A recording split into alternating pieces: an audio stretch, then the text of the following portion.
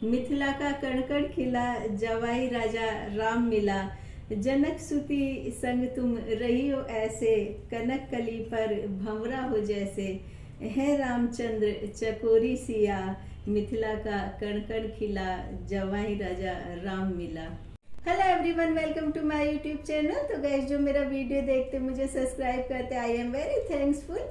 और जो लोग मेरा वीडियो देखते हैं बिना सब्सक्राइब किए पतली गली से निकल जाते हैं, तो उनके लिए भी मेरी ढेर सारी गुड विशेष, क्योंकि कोई ज़रूरी नहीं है कि मुझे कोई सब्सक्राइब करे या मुझे कोई हेल्प करे, तो उसी के लिए मैं अच्छा सोचूंगी। मैं हर किसी के लिए ही अच्छा सोचती हूँ, क्योंकि मैं ये नहीं मानती हूँ कि यदि मैं वीडियो बनाती हूँ तो हर कोई सब्सक्राइब करे, हर कोई मेरे वीडियो को पसंद करे। और हम लोग कभी हाथ को इस तरह से रखते हैं, कभी इस तरह से रखते हैं। और ये जो हमारा चेहरा है ना, ये हाथ पर इस तरह से रखते हैं ना, तो ये हाथ हमारा चेहरे के स्टैंड का काम करता है।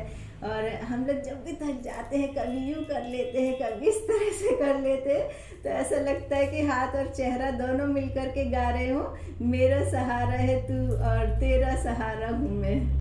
तो गाइस, हमारा भारत प्राचीन परंपराओं, संस्कृति और विभिन्न प्रांतों की ऐतिहासिक धरोहर के कारण विश्व में अपना एक अलग स्थान बनाता है। और हमारे भारत में विवाह भी एक प्राचीन प्रथा है, एक ऐतिहासिक प्रथा है, क्योंकि द्वापर युग में, महाभारत में भी वैवाहिक रस्मों का बहुत ही खूबसूरत तरीके से वर्णन किया गया है। और उसके अलावा तुलसीदास जी ने रामायण में चौपाई, दोहे, श्लोक और छंद के द्वारा विवाह का बहुत ही खूबसूरत तरीके से वर्णन किया है। लेकिन आज के युग में, जबकि हमारा भारत विकास में, आर्थिक दृष्टि से, मशीनरी युग में बहुत ज़्यादा आगे बढ़ता जा रहा है, और आजकल के जो युवा हैं उनको भी अपने जो शादी के फैसले हैं वह लेने के लिए पूर्ण रूप से स्वतंत्र होते हैं। और उसके अलावा भी यदि वो कैरियर में एकदम सेटल्ड हो जाते हैं, उनसे कहो कि अब तो तुमको शादी कर लेना चाहिए, तो वो कहते हैं कि नहीं नहीं, अभी तो हम अपने कैरियर पर ही फोकस कर रहे हैं। तो कड़वी सच्चाई ये है कि आज के ज़माने में भी युवा वर्ग में जो लड़के हैं वो सीता जैसी पत्नी चाहते हैं, और जो लड़की है वो मर्यादा पुरुषोत्तम जैसा पति चाहती है। लेकिन ये जो मर्यादा पुरुषोत्तम रामचंद्र जी हैं, अपने पात्र, अपने चरित्र और अपनी जिम्मेदारियों की वजह से ये मर्यादा पुरुषोत्तम राम कहलाए, क्योंकि ये एक अच्छे पिता, पति और अच्छे बेटे भी रहे हैं। तो लोग कहेंगे कि ये अच्छे पति और अच्छे पिता कैसे रहे हैं, तो क्योंकि ये अच्छे पति इसलिए रहे हैं क्योंकि ये एक भगवान थे। और जब सीता जी का अपहरण हुआ था और उनको रावण वाटिका में लेकर के गए थे, तो यदि रामचंद्र जी चाहते तो सीता जी को बहुत आराम से ढूंढ सकते थे, लेकिन एक सामान्य मानव की तरह वो उनके लिए विरह में तड़पते रहे, अश्रु बहाते रहे, सोचते रहे कि मेरी सीता को अपहरण करके कहाँ ले जाया गया होगा, मेरी सीता कहाँ पर होगी, और मैं क्या ऐसा उपाय करूं कि मैं सीता को जल्दी से जल्दी लेकर के आ जाऊं। तो ये उनका एक पति का चरित्र था। और उसके अलावा जो उनके पिता का चरित्र था, तो सीता जी ने जब ऋषि के आश्रम में रह करके अपने बच्चों की परवरिश की, तो अपने बच्चों को एकदम अपने पिता की तरह बनाने के लिए उनको धनुष विद्या सिखाई, उनको शास्त्र विद्या भी सिखाई, क्योंकि वो कहती थी कि जो उनके पिता हैं वो एक मर्यादा पुरुषोत्तम है, वो उनके पिता जो है एक बहुत ही ज़्यादा जिम्मेदार व्यक्ति हैं। तो वो चाहती थी कि वो अपने बच्चों को भी पिता की तरह ही बनाए, तो इसलिए वो एक अच्छे बेटे भी थे, एक अच्छे पिता भी थे और एक अच्छे पति भी थे।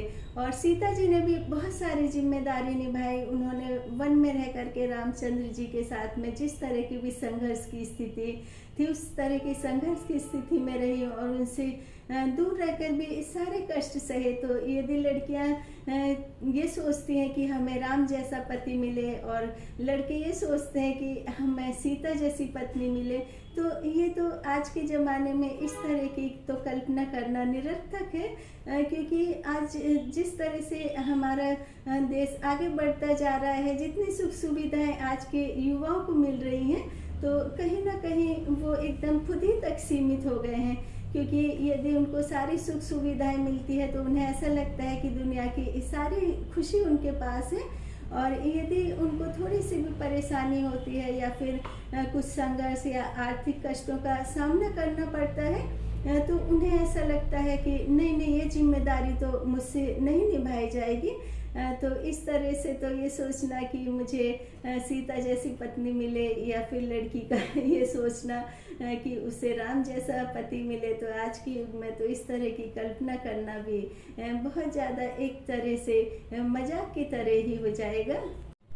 क्योंकि ये जो पति पत्नी का जीवन होता है वो एक दूसरे को निभाने का होता है, चाहे संघर्ष की स्थिति हो, कष्ट की स्थिति हो, कितनी भी आर्थिक परिस्थितियाँ खराब हो, वो दोनों एक दूसरे के साथ में यदि सारी परिस्थितियों का सामना करते हैं तो वो तभी सच्चे जीवन में पति पत्नी कहलाते हैं। लेकिन आज के युग में ऐसा बिल्कुल भी नहीं है। कुछ पत्नियां तो ये चाहती हैं कि यदि पति बहुत ज़्यादा कमाई करते हैं या बहुत अच्छी जॉब है उनकी, बहुत सारा पैसा कमाते हैं और वो घर पे रहती है, तो उन्हें लगता है कि जितनी भी लेडीज़ हैं वो बहुत ज़्यादा सच समझ के रहती हैं, पार्लर में जाती, महंगे महंगे कपड़े पहनती है, तो मैं भी इसी तरह से रहूं। और उन्हें ये नहीं लगता है कि यदि पति जाता है बहुत सारे पैसे कमा करके लाता है तो इसके लिए उसे कितनी मेहनत करनी पड़ती होगी। और वो आकर के ये जैसे ही वो ऑफिस से आते हैं, नहीं कि उन्हें चाय पानी के लिए पूछे, बस यही डिमांड रख देना कि आज तो उसके पास में इतनी महंगी साड़ी है तो मुझे भी ऐसी साड़ी ला के दो, या वो वहाँ घूमने के लिए जा रहे हैं तो मुझे भी घूमने के लिए जानो। इस तरह घर में कलह अशांति होती रहती है। और इस तरह से तो यदि हम कितने भी बड़े से बड़े महल बना लें और या फिर कितने भी बंगले गाड़ी हों, तो इस तरह दिखावे के चक्कर में ना ये जो हमारे महल भी है वो भी ताश के पत्ते की तरह उड़ जाते हैं। क्योंकि हम कितने महंगे कपड़े पहने, अच्छे से रहें, तो ऐसा लगता है कि कोई दूसरा देख रहा है हमको, कोई किसी को नहीं देखता, हम लोग अपने आप में ही खुश होते रहते हैं ये सब देख करके। और पति पत्नी का जो संबंध होता है, तो पहले हमारे समय पर तो जब शादी होती थी तो लड़के लड़की एक दूसरे को देखते भी नहीं थे, लेकिन अब लड़के लड़की या तो अपनी पसंद से शादी करते हैं, और यदि अपनी पसंद से शादी भी नहीं करते तो उनको बातचीत करने के लिए एकांत में छोड़ा जाता है कि अकेले में डिस्कस कर ले। तो उस वक्त लड़के लड़की को आपस में बात कर लेना चाहिए। यदि कुछ ऐसी प्रॉब्लम है कि जिस वजह से वो शादी नहीं करते हैं तो फिर शादी नहीं करनी चाहिए। और यदि जब शादी के बंधन में बंध जाते हैं तो फिर जो बातें सामने आती हैं उन बातों को इग्नोर करते रहना चाहिए, क्योंकि अब तो शादी हो चुकी है, अब तो वो शादी का जो बंधन है उसको तोड़ा नहीं जा सकता। क्योंकि ये जो शादी का संबंध होता है ये बहुत सारी बातों को इग्नोर करके, बहुत सारी बातों को बर्दाश्त करके ही इसमें आगे बढ़ा जा सकता है। कुछ दिन पहले मैं रील पे एक वीडियो देख रही थी जिसमें कि जज साहब कह रहे थे कि यदि पति के पास में कोठी है, बंगले, कार हैं, बहुत सारी सुविधाएं, 4-4 एसी हैं, लग्जरी लाइफ जी रहा है, तो यदि वो अपनी पत्नी को तलाक देता है तो उसे भी एलिमनी के रूप में वही सुविधाएं देनी चाहिए जो कि उसके पास है। तो मैं ये बताना चाहूँगी कि ये जो पति के पास सुख सुविधाएं होती हैं ये ज़्यादातर पति के जो पिता माता होते हैं वो इकट्ठा करते हैं, और ये सुख सुविधाओं तक आते आते वो एकदम बुजुर्ग हो जाते हैं और अपने खर्चों में से कटौती करके और बहुत ज़्यादा अपनी इच्छाओं को मार मार करके ये सब कुछ जोड़ते हैं। ऐसा नहीं है कि लड़के की शादी हुई तो उससे पहले पहले ही लड़के ने एक कोठी, बंगले, कार सब ले लिए। तो इस तरह से कहना कि लड़की को एलिमनी के रूप में ये सब सुविधाएं मिलनी चाहिए, तो फिर तो हर एक दूसरी लड़की तलाक लेने लगेगी। वो सोचेगी जब मुझे एलिमनी में इतनी सारी सुख सुविधाएं मिलनी तो मुझे फिर रह करके क्या करना है। लेकिन ये बिल्कुल ही गलत बात है, क्योंकि लड़की को जो एलिमनी मिलनी चाहिए उसकी बहुत सारी शर्तें होती हैं कि यदि वो जॉब करती है, यदि उसके घर में सारी सुविधाएं हैं तो फिर उसको एलिमनी बिल्कुल भी नहीं मिल सकती है। लेकिन लड़कियों को ये सोचना चाहिए कि एलिमनी के लिए या सुख सुविधाओं के लिए वो अलग रहकर, तलाक लेकर के अलग रहना चाहती हैं, तो वो तो उनको घर में भी सारी सुख सुविधाएं मिलेंगी। तो ऐसा क्यों ना करे, 4 बातें पति को सुनाए, 4 खुद सुने, नहले पे दहला लगाए, अपना थोड़ा पति का भी टाइम कटता रहेगा, पत्नी का भी कटता रहेगा। जो खट्टी मीठी नोकझोंक होती है, कोई दुश्मनी वाली बात तो होती नहीं है, थोड़ा सा नोक-झोंक हुई और शाम को फिर वही अपनी रेगुलर लाइफ में आ गए। तो इस तरह की जो लाइफ होती है, ये जो वैवाहिक संबंध होता है, इसको एकदम स्थिर बना कर के रखती है। लेकिन आजकल के जो युवा हैं उनमें धैर्य की कहीं न कहीं बहुत ज़्यादा कमी है। तो अभी कुछ दिन पहले मानव शर्मा, जो कि टीसीएस जैसी बड़ी कंपनी के मैनेजर थे, तो उन्होंने गले में फांसी का फंदा लगाया और वीडियो बनाई और वीडियो बना करके सुसाइड कर लिया। और उनके सुसाइड करने का कारण था उनकी वाइफ का पास्ट। उनकी वाइफ का जो पास्ट था, तो उसकी वजह से उन दोनों में हमेशा लड़ाई झगड़ा होता रहता था। और उनकी वाइफ ने अपने ससुराल में भी बताया, तो ससुराल में वालों ने कहा नहीं नहीं, सब मामला ठीक हो जाएगा। जब वो सुसाइड कर रहे थे तो उनकी वाइफ ने फ़ोन करके उनकी बहन से कहा, तो उनकी बहन ने फ़ोन उठाया और कहा कि नहीं नहीं, सब ठीक हो जाएगा, लेकिन तुम ऐसा करो कि मेरे मम्मी पापा को कुछ भी नहीं बताना। और इस तरह से मानव शर्मा ने सुसाइड कर ली। तो लेकिन उनकी पत्नी ने बहुत ज़्यादा माफ़ी भी मांगी, कहा कि नहीं, वो मेरा पास्ट था, अब तो मेरा ऐसा कोई कुछ संबंध नहीं है किसी के साथ में। लेकिन फिर भी मानव को बिल्कुल भी यकीन नहीं हो रहा था और वो बहुत ज़्यादा ड्रिंक करने लगे थे, नशा करने लगे थे और यहाँ तक कि वो तलाक भी लेना चाहते थे। तो ऐसी स्थिति यदि आ जाए कि तलाक लेना है, बिल्कुल आपस में बन नहीं रही, तो क्योंकि ऐसी कंडीशन में ऐसा होता है कि या तो पत्नी सुसाइड कर लेती है या तो पति सुसाइड कर लेते, क्योंकि जहाँ किसी में धीरज ही ना हो, विवेक ही ना हो, सोचने समझने की बिल्कुल हिम्मत ही ना हो, तो वहाँ तो अलग हो जाना ही बेहतर होता है। क्योंकि जितना ज़्यादा आजकल की लाइफ बहुत ज़्यादा फास्ट होती जा रही है, हर एक चीज़ हमको तुरंत मिल जानी चाहिए और मिल भी जाती है, तो इस तरह की जब ज़िंदगी हो जाती है तो इसमें धैर्य की कहीं ना कहीं कमी आ जाती है। तो जो लड़के लड़की हैं उनको थोड़ा सा विवेक में रहना चाहिए, सोचना चाहिए कि हमने अपने एजुकेशन के लिए, अपनी लाइफ को सेटल करने के लिए इतनी ज़्यादा मेहनत की है, तो थोड़ा सा उनको धैर्य से काम करना चाहिए। यदि धैर्य से काम करेंगे तो जो उनकी इतनी ज़्यादा बिजी लाइफ होती है, थोड़ा देर के लिए उनको चिंतन करना चाहिए, मनन करना चाहिए, ध्यान करना चाहिए। ज़्यादा देर नहीं तो सुबह शाम 5-5 मिनट तो भगवान की पूजा कर सकते हैं, सूर्य को जल दे सकते हैं। तो ऐसा करने से जो उनकी फास्ट लाइफ है, टेंशन वाली लाइफ है, कुछ देर के लिए उनको लगेगा कि हाँ, मैं कहाँ गलती कर रहा हूँ, मुझे कहाँ गलती करने से बचना चाहिए।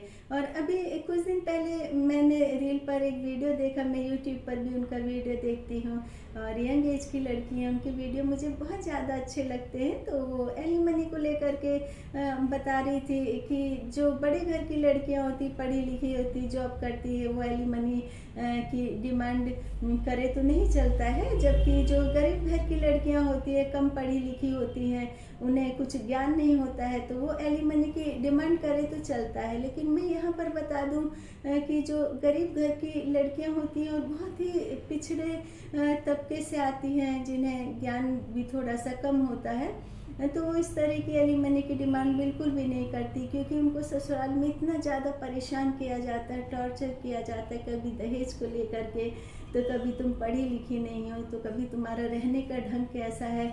तो उनको जब तलाक दिया जाता है तो वो तलाक लेकर के चुपचाप अपने घर में चली जाती हैं और उनका घर चाहे कितना भी गरीब हो, जॉब भी ना कर रही हो और उनके ससुराल में कितना भी अच्छी सुख सुविधाएं क्यों ना हो, लेकिन वो अपने बच्चों को ससुराल में फिर भी नहीं छोड़ती, अपने साथ मायके में लेकर के आ जाती हैं। और भरण पोषण के लिए वो यदि कोर्ट कचहरी में याचिका भी दायर करती हैं तो उनकी याचिका पर बिल्कुल भी सुनवाई नहीं होती, उनकी उम्र गुजरती जाती है और उनको गुजारा भत्ता भी नहीं मिलता। उनके बच्चे पढ़ लिख करके जॉब भी करने लगते, तो गरीब जो पिछड़े तबके से लड़कियां आती है उनकी ऐसी हालत होती है। तो जो भी लड़कियां महिलाएं होती हैं, मैं उनकी सबकी स्थितियों से बहुत अच्छी तरह से वाकिफ़ हूँ और उनके कष्टों को, उनके दुखों को मैं बहुत अच्छी तरह से महसूस करती हूँ। लेकिन फिर भी हमारे समाज में जैसे पहले लड़कियों को दहेज के लिए बहुत ज़्यादा प्रताड़ित किया जाता था और या फिर उन्हें शादी के तुरंत बाद ही छोड़ दिया जाता था, वो मायके में आकर के रहने लगती थी। तो इसी तरह से आजकल ज़्यादा से ज़्यादा पुरुष महिलाओं के द्वारा प्रताड़ित हो रहे हैं, और जो पुरुष प्रताड़ित हैं उनकी संख्या दिनों दिन बढ़ती चली जा रही है। और ये जो पुरुष हैं प्रताड़ित, इनमें बड़े से बड़े अधिकारी, ऑफिसर, कंपनी में जॉब करने वाले भी हैं, क्योंकि इनके घर में बहुत ज़्यादा टेंशन रहती है। इनकी वाइफ को ऐसा लगता है कि यदि ये ऑफिस में है, अधिकारी हैं, और इनको लगता है कि ये किसी महिला मित्र से बात कर रहे हैं, तो शायद इनका महिला मित्र से ही अफेयर होगा। और उसी तरह से लड़के भी सोचते हैं कि यदि वो ऑफिस में कोई जो उनका कुलीग है उससे बातचीत करती है तो नहीं, ये तो इनका मित्र ही है, इसके साथ तो अफेयर है। तो इस तरह से दोनों में बहुत ज़्यादा झगड़ा होता है, और इस तरह से लड़कियां पुरुषों को भी बहुत ज़्यादा प्रताड़ित करती हैं, और जो पुरुष हैं वो अपनी पत्नियों को बहुत ज़्यादा इसी बात पर प्रताड़ित करते रहते हैं। और जो प्रताड़ित पुरुष हैं वो चाहते हैं कि तलाक ले लें, तो तलाक के रूप में उनको भारी भरकम एलिमनी देनी पड़ती है। और अभी तक तो जो पुरुष हैं वो एलिमनी के नाम पर ही बहुत ज़्यादा परेशान किए जा रहे हैं। कोई सुसाइड कर लेते हैं, तो कोई बताते भी नहीं है, घर छोड़कर ही चले जाते। लेकिन अभी एक नियम और बनने वाला है, जो लोग इधर उधर किसी को बिना बताए लिव इन रिलेशनशिप में रह रहे, उसके लिए भी एक कानून बन रहा है। जो लिव इन रिलेशनशिप में किसी लेडी के साथ में रह रहे हैं, और यदि वह प्रूफ कर देगी कि आप इसके साथ में रह रहे हैं, तो आपको इसी तरह की एलिमनी, इसी तरह का हर्जाना देना पड़ेगा उसको छोड़ने का, जिस तरह से कि आप विवाह के बाद में पत्नी को देते हैं। तो इस बात से सतर्क हो जाएं कि जो बाहर रह कर के शादीशुदा हैं या फिर अनमैरिड हैं, बाहर रह कर लिव इन रिलेशनशिप में रह रहे हैं, तो वो इस तरह के संबंध में ना रहें। क्योंकि जो भी संबंध स्वस्थ होते हैं, जो भी संबंध समाज की नज़रों में बनाए जाते हैं, वही संबंध मजबूत भी होते हैं। क्योंकि ये जो लिव इन रिलेशनशिप होती है, ये तो जैसे एक टेम्परेरी पुल होता है कि इसको बना दिया जाए, वो कब गिर जाए कुछ नहीं पता होता है, और ये लीगल भी नहीं होता। इसी तरह से ये जो संबंध होते हैं लिव इन रिलेशनशिप वाले, ये भी कभी लीगल नहीं हो सकते हैं। तो मैं कुछ दिन पहले आचार्य प्रशांत जी का वीडियो देख रही थी। मैं भी उनके रील पर और यूट्यूब पर वीडियो देखती हैं। सभी लोग उनके जो वीडियो हैं उनको बहुत ज़्यादा पसंद करते हैं। तो वो ये कह रहे थे कि जो महिलाएं हैं घर में प्रताड़ित होती रहती हैं, उनको ससुराल वाले या पति टॉर्चर करते रहते, तो वो आखिर कब तक टॉर्चर होंगी, ये सोच करके टॉर्चर होती रहती कि यदि तुम बाहर निकलोगी तो बाहर तुम्हारे अपमान होगा, इंसल्ट होगी। तो मुझे लगता है कि ज़्यादातर महिलाएं यही सोच करके घर के बाहर नहीं निकलती हैं और घर में ही रहती है। और मुझे ऐसा लगता है कि जो महिलाएं होती है वो इतनी ज़्यादा कमज़ोर नहीं होती है, उनको साहसी होना चाहिए, उनमें हिम्मत होनी चाहिए। क्योंकि जब लड़कियों की शादी होती है उन्हें नहीं पता होता है कि वो किसके साथ रहेंगी, किसके साथ उनकी शादी हो रही है। और शादी के बाद वह जिस पति के साथ में रहती, जिस छत के नीचे पति के साथ में रहती है, यदि वो उसको प्रताड़ित करता है, उसको परेशान करता है, तो उनमें भी इतनी क्षमता होनी चाहिए कि वो इस चीज़ का सॉल्यूशन निकालें कि उसका जो पति है वो उसको प्रताड़ित ना करे। क्योंकि यदि वो घर से बाहर जाएंगी, अपनी अलग से लाइफ शुरू करेंगी, तो उसके लिए फिर उसको इतना ही टाइम लगेगा। तो क्यों ना तुम जिस कर्म भूमि पर रह रही हो, जो तुम्हारा ससुराल है, जहाँ पर तुमको ऐसा लगता है कि मुझे यहीं पर ही ज़िंदगी गुजारनी। क्योंकि यदि महिलाएं अपने बच्चों को लेकर घर के बाहर निकलती हैं, तो जब बच्चे बड़े हो जाते हैं तो वही कहते हैं कि तुम्हारी हमारे पापा से नहीं बनी होगी, इसलिए तुम हमको पापा से लेकर के अलग हो गई, और हम समाज में क्या किसी से कहें। सब कहते हैं कि तुम्हारे पापा कहाँ हैं, तुम्हारे पापा पेरेंट्स मीटिंग में क्यों नहीं आते हैं। तो सही बात है कि यही सब सोच करके महिलाएं घर के बाहर नहीं जाती हैं। लेकिन फिर भी महिलाओं में इतनी क्षमता होनी चाहिए, इतना पेशेंस होना चाहिए, इतना सोचने समझने का पावर होना चाहिए कि चाहे पति कैसा भी। क्योंकि यदि हमारे घर में शादी के पहले हमारे माता पिता भाई बहन किसी से हमारी नहीं बनती, कई ऐसे होते जिनसे कि विचार नहीं मिलते, तो हम कोई उनसे संबंध नहीं तोड़ देते, उनके साथ में रहते हैं। और जब हमारे भाई आते हैं, ऑफिस से आते हैं या कॉलेज से आते हैं, हम छोटे रहते तो हमारे भाई स्कूल से आते, मम्मी बोलती इसे पानी दे दो, चाय दे दो, खाना दे दो, तो हम देते हैं उनको भी चाय खाना। हम अपने जो मम्मी पापा उनकी भी जिम्मेदारी उठाते हैं। और शादी के बाद यदि हमें यही कहा जाए कि नहीं देवर को खाना नहीं देना या सास ससुर खाने के लिए परेशान करते, तो ये कोई प्रताड़ित करना नहीं होता है।